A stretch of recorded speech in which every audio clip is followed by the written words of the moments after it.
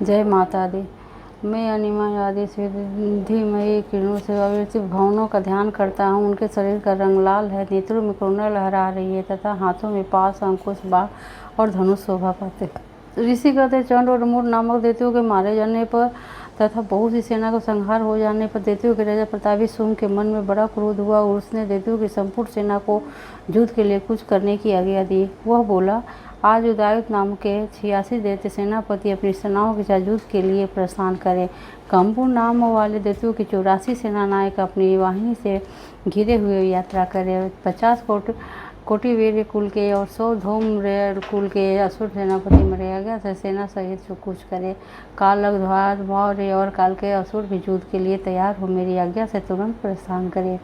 भयानक शासन करने वाला असुर अश्वम इस प्रकार आज्ञा दे 77 बड़ी बड़ी सेनाओं के साथ युद्ध के लिए परिचित हुआ।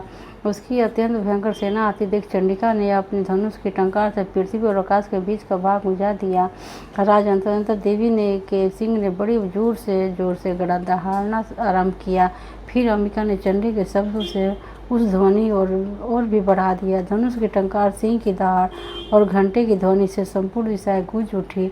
उस भयंकर शब्द से काली ने अपने विकराल मुख को और भी बढ़ा लिया तथा इस प्रकार वे विजयनी हुई।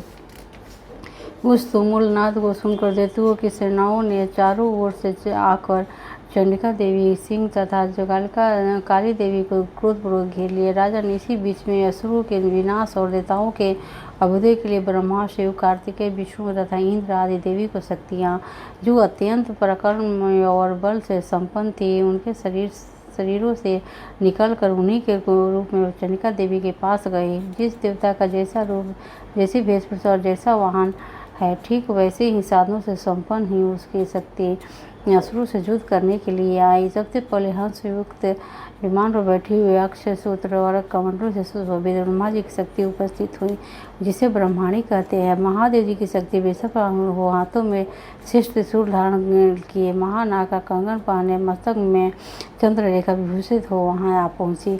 कार्तिकेय जी शक्ति का रूप जगदम्बा उन्हीं का रूप धारण किए, श्रेष्ठ मयूर बाहों में हो, हाथ में शक्ति लिए दैत्यों से युद्ध करने के लिए आई। इसी पर भगवान विष्णु की शक्ति गरुड़ पर विराजमान हो, शंख, चक्र, गदा, धनुष तथा खड्ग हाथ में लिए वहां पहुंची।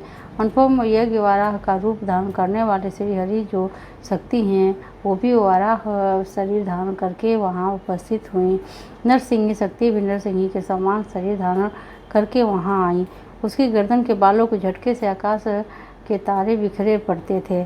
इसी प्रकार इंद्र की शक्ति वज्र हाथ में लिए गजराज रावत पर बैठ कर आए। उसके भी सहस्र नेत्र थे। इंद्र का जैसा रूप है वैसा ही उसका भी था। तदनंतर उन देव शक्तियों से घिरे हुए महादेव जी ने चंडिका से कहा, मेरी प्रसन्नता के लिए तुम शीघ्र ही उन असुरों का संहार करो।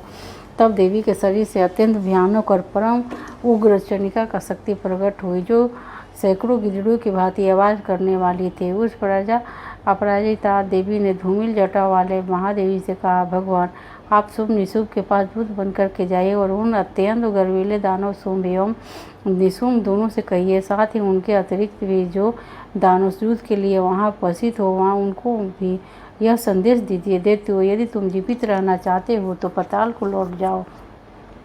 इंद्र को त्रिलोकी का राज्य मिल जाए और देवता यज्ञ भाग का उपयोग करें। यदि बल के घमंड में आकर तुम युद्ध की अभिलाषा रखते हो तो आओ, मेरी सिवाय तुम्हारे कच्चे मांस की तृप्त हो चुकी उस देवी ने भगवान शिव को दूत के लिए कार्य में नियुक्त किया था, इसलिए वह शिवदूती के नाम से संसार में विख्यात हुई। वे महादैत्य भी भगवान शिव के मुँह से देवी के वचन सुनकर क्रोध में भर गए और जहाँ कात्यायनी विराजमान थी वो उस ओर बढ़े। तंत्र वे दैत्य अमृत भरकर पहले ही देवी के ऊपर बाढ़ और शक्ति और सृष्टि आदि अस्त्रों की वृष्टि करने लगे। तब देवी ने भी खेल खेल में धनुष की टंकार और उसे छोड़े हुए बड़े बड़े बाणों द्वारा दैत्यों के चलाए हुए बाण शूल शक्ति और फरसों को काट डाला। फिर काली उनके आगे होकर शत्रुओं को उसूल के प्रहार से विघ्न करने लगी और भुना कर उनका कचुम्बन निकालती हुई रणभूमि विचरने लगे। ब्रह्म में जिस ओर दौड़ती उसी ओर उसने कमंडलों का जल छिड़कर शत्रुओं के ओज और पराक्रम को नष्ट कर देती थी।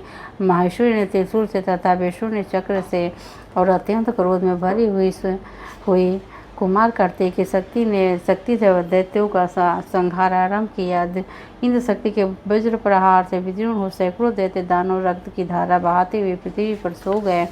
वारी की शक्ति ने कितनों की अपनी थुथुन की मार से नष्ट किया। दाढ़ों के अग्रभाग से कितनों की छाती छेद डाली और कितने ही महादैत्य उसके चक्र की चोट से विदीर्ण होकर गिर पड़े। नरसिंह भी दूसरे दिवस महादेव को अपनी नखों से विदीर्ण करके खाते हुए सिंहनाद दिशाओं में एवं आकाश को गुजाती हुए युद्ध क्षेत्र में विचरने लगे। कितनी ही असुर शिव दीदी के प्रचंड अट्टहास से अत्यंत भयभीत हो पृथ्वी पर गिर पड़े और गिरने पर शिव दीदी ने उस समय अपना ग्रास बना लिया।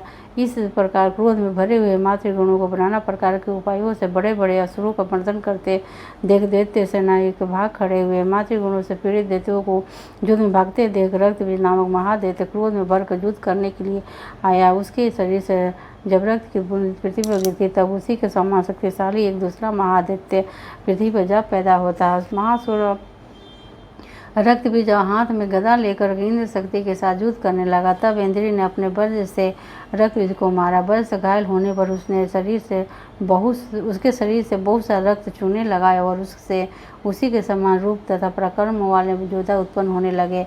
उसके शरीर से रक्त की जितनी बूंदें गिरी उतने ही बहुत पुरुष उत्पन्न हो गए। वे सब रक्तबीज के समान ही वीरवान बलवान तथा पराक्रमी थे। वे रक्त से उत्पन्न होने वाले पुरुष भी अत्यंत भयंकर और अस्त्र प्रहार करते हुए वहां मातृगुणों के साथ घोर युद्ध करने लगे। पुनः वज्र के प्रहार से जब उसका मस्तक घायल हुआ तब रक्त बहने लगा और उसे हजारों पुरुष उत्पन्न हो गए। विष्णु ने युद्ध में रक्तबीज पर चक्र का प्रहार किया तथा इंद्री ने विदित्य सेनापति को गदा से चोट पहुंचाई। विष्णु के चक्र से घायल होने पर उसके शरीर से जो रक्त बहा और उससे जो उसी के बराबर आकार वाले सहस्रों महादैत्य प्रकट हुए, उनके द्वारा संपूर्ण जगत व्याप्त हो गया। कुमारी ने के शक्ति से, वारी ने खड़ग से और महेश्वरी ने त्रिशूल से महादैत्य को घायल किया। क्रोध में भरे उस महादैत्य रक्तबीज भी गदा से सभी मातृ शक्तियों पर पृथक पृथक प्रहार किया। शक्ति और शूल आदि से उन अनेक बार घायल होने पर जो उसके शरीर से रक्त की धारा पृथ्वी पर गिरी, उससे भी नीचे ही सैकड़ों असुर उत्पन्न हुए। इस प्रकार उस महादैत्य के रक्त से प्रकट हुए असुरों द्वारा संपूर्ण जगत व्याप्त हो गया। इससे उन देवताओं का बड़ा भय हुआ। देवताओं को दास देख चंडिका ने काली से कृतापूर्वक कहा, हे चामुंडे, तुम अपना मुख और भी फैलाओ तथा मेरे शस्त्र पात से गिरने वाले रक्त बिंदु और उनसे उत्पन्न होने वाला महादैत्यों को तुम अपने इस उतावले मुख से खा जाओ। इस प्रकार रक्त से उत्पन्न होने वाले महादैत्यों को भक्षण करते हुए तुम रण में विचरती रहो। ऐसा करने से दैत्य का सारा रक्त क्षीण हो जाने पर स्वयं भी नष्ट हो जाएगा। उन भयंकर दैत्यों को जब तुम खा जाओगे तब दूसरे नए दैत्य उत्पन्न नहीं हो सकेंगे। काली से यूँ कहकर चंडिका देवी ने शूल से रक्तबीज को मारा और काली ने जब अपने मुख से उसका रक्त ले लिया तब उसने वहाँ चंडिका पर गदा से प्रहार किया, किंतु उस गदापात देवी को कतनी वेदना नहीं पहुँचाई। रक्तबीज के घायल शरीर से बहुत सा रक्त गिरा, किंतु जो ही वो गिरा तो ही चंडमुंडा ने उसे अपने मुख में ले लिया। रक्त गिरने से काली के मुख में जो महादैत्य हुए उन्हें वो भी चट कर गई और उसने रक्त पी लिया। तदंतर देवी ने रक्तबीज को जिसका रक्त चामुंडा ने पी लिया था वज्र बाण खड़ग तथा दृष्टि आदि से मार डाला। राजन इस प्रकार शत्रुओं समुदाय से आहत एवं रक्तहीन हुआ महादैत्य रक्त पृथ्वी पर गिर पड़ने ईश्वर देवताओं को अनुपम हर्ष की प्राप्ति हुई और मातृगण उन असुरों के रक्तपान मध्य से उदसित होकर नृत्य करने लगा। इस प्रकार श्रीमद् पुराण और मनोदर की कथा के अंतर्गत देवी महात्म्य रक्तबीज नामक 8वां अध्याय